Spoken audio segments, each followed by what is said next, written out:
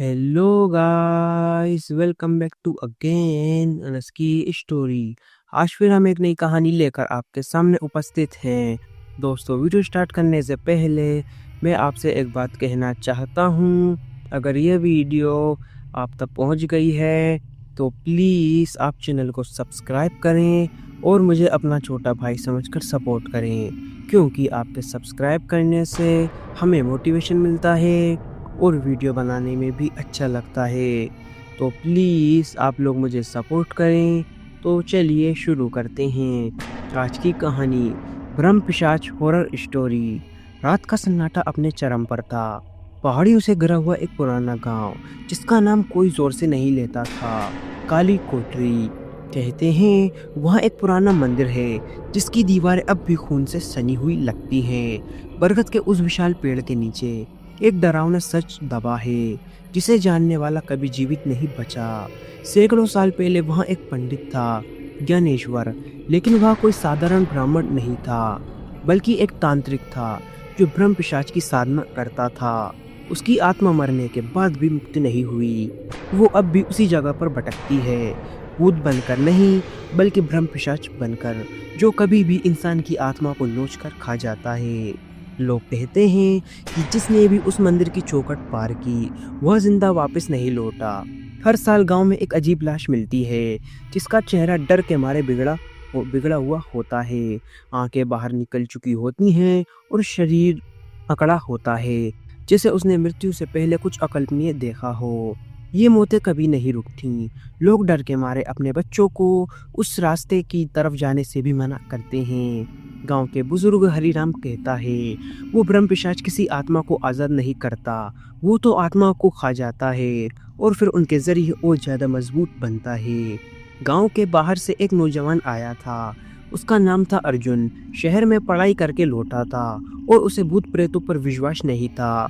जब उसने ब्रह्म पिशाच की कहानी सुनी तो हंस पड़ा और कहने लगा, यह सब अंधविश्वास है। लेकिन जब उसने गांव की झील के किनारे खड़ी एक औरत को देखा, जिसकी आंखें बिना पलक झपकाए उसे घूर रही थी, तो उसके शरीर में अजीब सी सिरहन दौड़ गई। उसकी आंखें जैसे किसी दूसरी दुनिया में खींच ले गई हों। उसने सोच लिया था कि वो इस रहस्य को उजागर करेगा, लेकिन वो नहीं जानता था कि जिस अंधेरे में वो घुस रहा है, वहां से लौटकर कोई वापस नहीं आता। अर्जुन ने उसी रात मंदिर की तरफ जाने की ठानी। पूरा गांव उसे मना करता रहा, लेकिन वह नहीं रुका। उसने किसी की एक न सुनी। उसके हाथों में टॉर्च थी और दिल में सवाल। जैसे ही वह मंदिर के दरवाजे के पास पहुंचा, हवा का झोंका आया और मंदिर का भारी दरवाजा अपने आप खुल गया। अंदर घुप अंधेरा था, लेकिन एक हल्की सी मध्यम रोशनी थी, मानो कोई दिया वर्षों से जल रहा हो। अंदर घुसते ही उसे लगा कि जमीन कांप रही है। उसे मंदिर की दीवारों पर किसी भाषा में लिखी तांत्रिक रचनाएं दिखी, जो समय के साथ मिट चुकी थीं, लेकिन अब किसी अलौकिक शक्ति के कारण चमक रही थी। जब उसे पीछे से किसी के सांस लेने की आवाज सुनाई दी, वह पलटा, लेकिन वहां कोई नहीं था। उसने साहस बटोरकर भीतर कदम बढ़ाया। जैसे ही उसने मंदिर के गर्भगृह में प्रवेश किया, उससे सामने एक हड्डियों का ढेर दिखा। उसकी आंखें फटी की फटी रह गई। तभी वो दिया बुझ गया और सन्नाटे में एक भारी आवाज गूंजी, तू आया है मुझे मुक्त करने, यह मेरी शक्ति को चुनौती देने। अर्जुन कांप गया, उसके शरीर से पसीना टपकने लगा। वह समझ चुका था कि अब वापसी संभव नहीं है।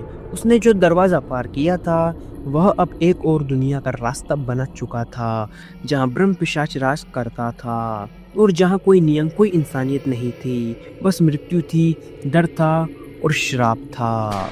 इसके बाद अर्जुन के साथ क्या हुआ, यह किसी को नहीं पता चल सका। यह रहस्य आज भी बरकरार है और कोई वहां जाने की हिम्मत नहीं करता। यह कहानी केवल मनोरंजन के लिए है। इसका उद्देश्य किसी भी धार्मिक या सांस्कृतिक भावनाओं को ठेस पहुंचाना नहीं है। मैं मिलता हूं आपको नेक्स्ट वीडियो में किसी नए टॉपिक के साथ। तब तक love you so much NS की जनता। अगर आप लोगों के पास भी कोई डरावनी हॉरर स्टोरी है तो आप हमें इंस्टाग्राम पर डीएम करें। जय हिंद, जय भारत। अगर आपको वीडियो अच्छी लगी हो तो प्लीज़ वीडियो को लाइक करें और चैनल को भी सब्सक्राइब करके बेल नोटिफिकेशन को ऑल पर प्रेस कर दें। Thanks for your watching.